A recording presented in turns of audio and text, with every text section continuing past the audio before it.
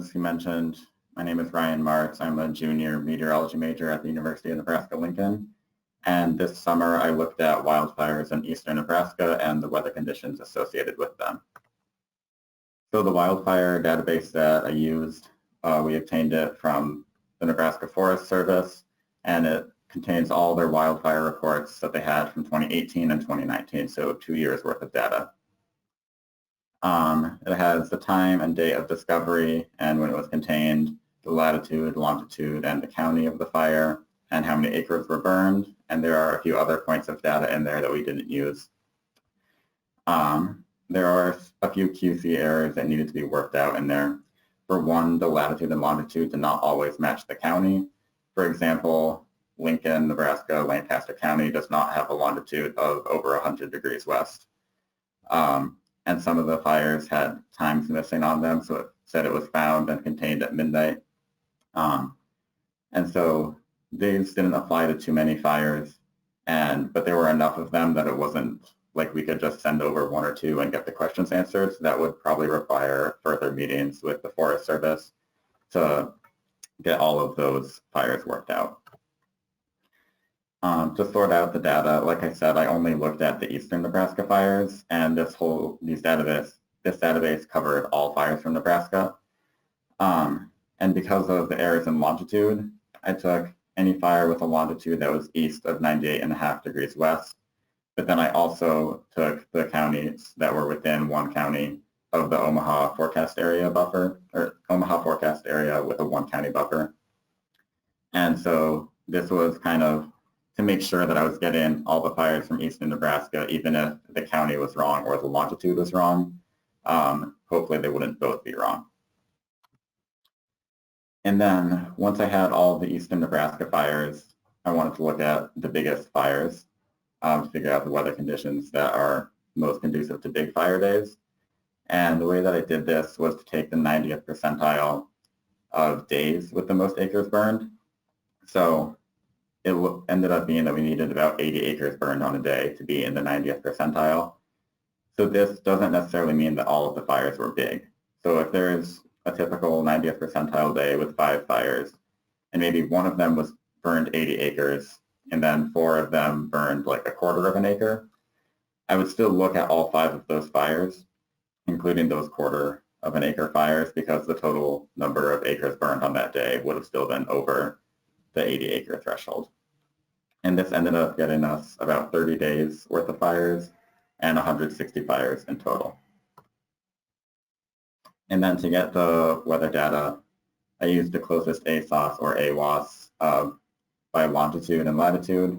So basically just the minimal distance by degrees.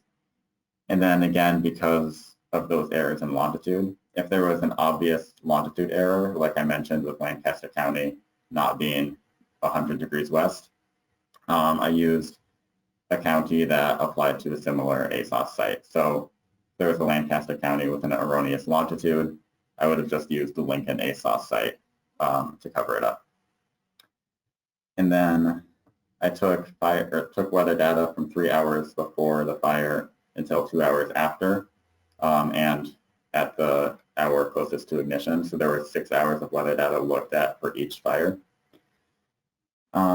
And then I took weather data for a whole bunch of different conditions, so temperature, dew point, relative humidity, all of those ones that are listed. I don't go over all of them here because they're not all super interesting. But then the last thing I also did was I looked at the departure from average on the highs. This wasn't something that was in the ASOS data. I took the high temperature from the ASOS site and compared it to the average high temperature for that location. And so you can see on the map on the right over here, I highlighted all the areas where I got the average highs from. So this doesn't necessarily correspond to the ASOS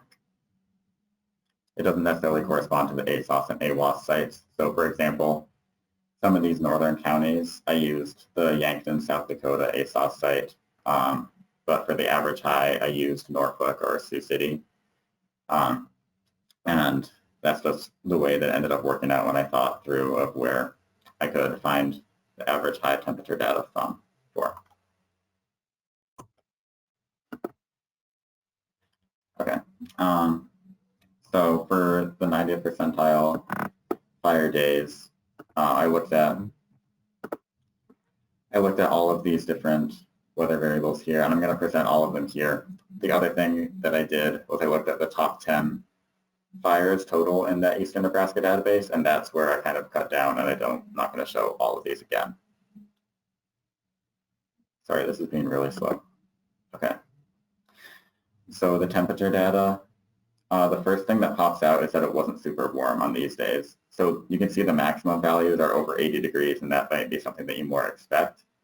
But even the median here of only about 60 degrees, 61 degrees, and even the third quartile was still less than 70 degrees. So the first thing that jumps out is that these are not really hot days where you have big fires like you might expect.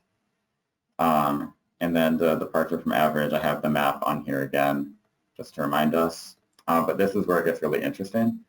So it wasn't necessarily super hot on these days, but you can see that almost 3/4 of the fires were above average. So that maybe it wasn't super hot, but it was above average to get a bigger fire day. The relative humidity was another really interesting variable to look at because, as you can see, they're a lot higher than you might expect. I think the red flag warning criteria, at least for the relative humidity part of it, is to have less than or equal to 20%. And we're barely getting below that criteria for the very minimum values. But even though these values are pretty high for a fire, then what you might expect, one thing to look at is that there seems to be a drop-off leading up to the fire. So at the first quartile, you can see it's about a 6% drop-off. And then at the third quartile, it's upwards of a 10% drop-off in the hours leading up to the fire. The sustained wind speeds are kind of what you would expect, fairly strong, especially for the upper half of the fires, over 11 miles an hour. Wind gusts, the same thing, fairly strong, over 20 miles an hour, and upwards of 30 miles an hour in some cases. The wind direction was another really interesting part to look at because, as you can see, there's a lot of winds from the east and south here, but there's hardly any from any of the westerly directions. And so you might expect drier winds to be coming from the west, and then those drier winds to be more helpful for starting fires. But that really, at least, didn't show up as the case here. It showed more easterly winds in south, and then a little bit from the north as well. And these green highlighted numbers show where there's an increasing amount as time goes on, and then the red shows decreasing amount from that direction as time goes on. The cloud coverage, there's not really a whole lot of interesting stuff to see there. It was clear about 3/4 or more of the time, which is what you would expect for a fire. And then I also looked at the GFDI index, which seems pretty interesting that for these 90th percentile fire days, even at the third quartile, we weren't really getting into those really high categories. And for most of them, we were in the low to moderate area. So the 10 biggest fires, like I said, I took the very top 10. And one condition on this is that it wasn't necessarily the 10 biggest because, as I said before, with some of the fires didn't have a time associated with them. This was the 10 biggest fires that we actually had a time associated with it. And these two fires here that I've highlighted, those, I mean, they were obviously very big fires, but we talked to the Nebraska Forest Service, and they said that these fires were burning in a place that was hard or dangerous to get to, but that it also wasn't really going to be impacting people. So they decided to just let the fires burn and monitor it and try to attack it when it got to a place where it was either urgent to prevent it or until it was easier to fight it. So the weather data for these may not match up with what a normal top 10 fire would look like. The temperature is, again, continuing that trend of being cooler than you might expect. And it's actually even cooler for these top 10 fires, which was interesting.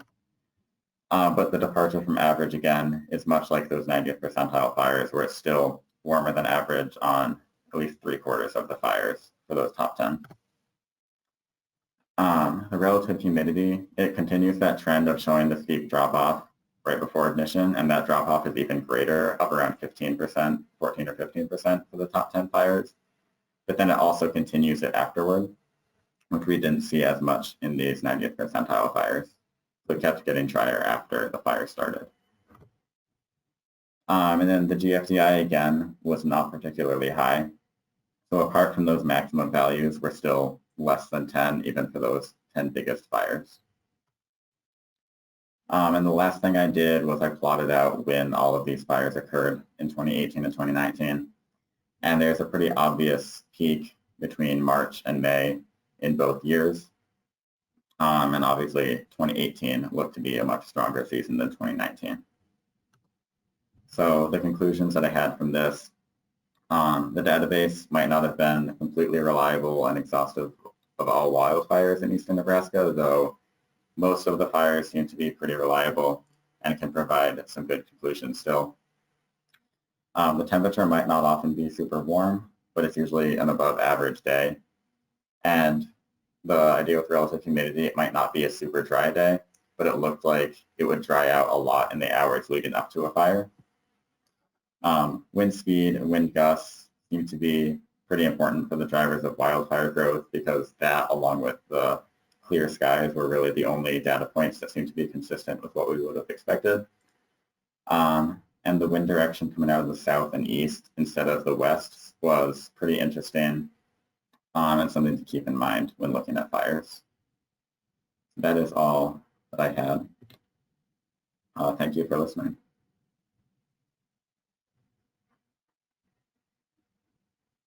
All right, thank you, Ryan. Does anyone have any questions for Ryan? Hey, this is Roger down in Wichita. Can y'all hear me okay? Yeah. Hey, Ryan, I had a quick question.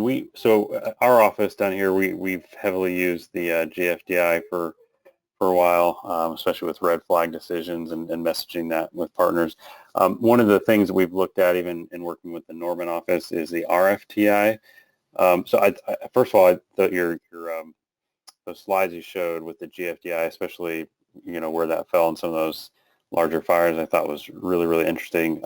Have you all looked at any of the RFTI type indices or anything by any chance? No, we haven't. The GFDI we just started looking at a couple weeks ago. So I haven't had time to look at any other big indices. Another one I was thinking of looking at was like the red flag index, but I haven't yet. Okay, I was just curious. Thank you.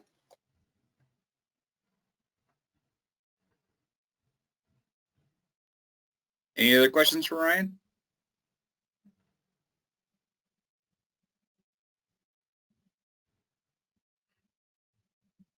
All right. Well, thank you for the presentation, Ryan. That was very interesting. We're going to